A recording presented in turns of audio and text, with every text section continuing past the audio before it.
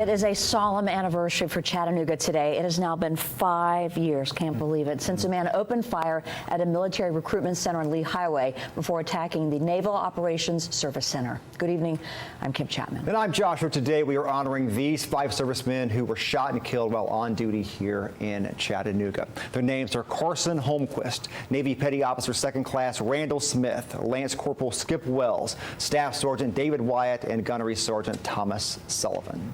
We have team coverage tonight on the special tributes across Chattanooga, as well as how city leaders are remembering the sacrifice these servicemen made to keep the scenic city safe. We begin tonight with how the community is reflecting on this. Many visited the Wreath of Honor at the Tennessee River Park today to pay their respects. The 5 pillars of the memorial represent each serviceman near the site where they lost their lives. Now, there are no memorial services going on there today due to the COVID-19 concerns, but people still showed up.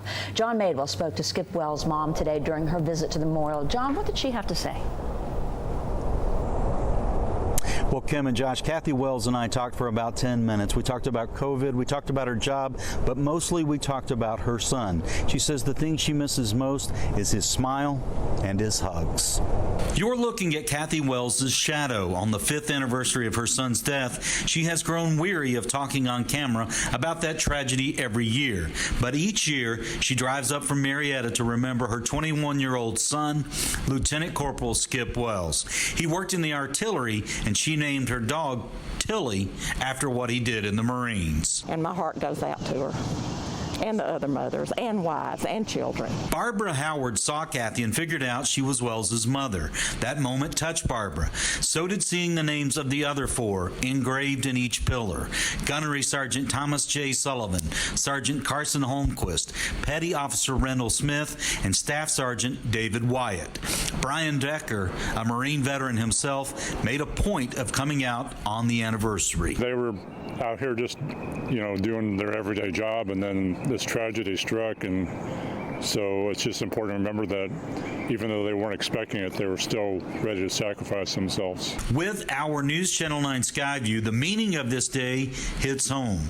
The wreath above moved Barbara. This is the first time I've seen it. I think it's beautiful. I think it's very impressive, very sobering, and I particularly love the writing up on the wreath, because I know that those words express the feelings of all of us.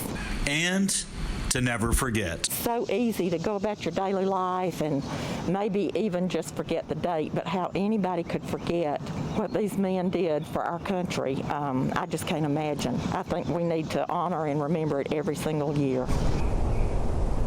Now, one clarification in that story, Skip Petty was a Lance Corporal, not a Lieutenant Corporal, but a Lance Corporal. Now, if you haven't had a chance to come out to the memorial, you may want to. It is just past the Naval Operations Service Center where that tragic day first happened. Reporting live from the memorial, I'm John Madewell for News Channel 9. Now back to you. All right, John, thank you. And Barbara Howard added that this memorial and this day all serve as reminders that life is brief.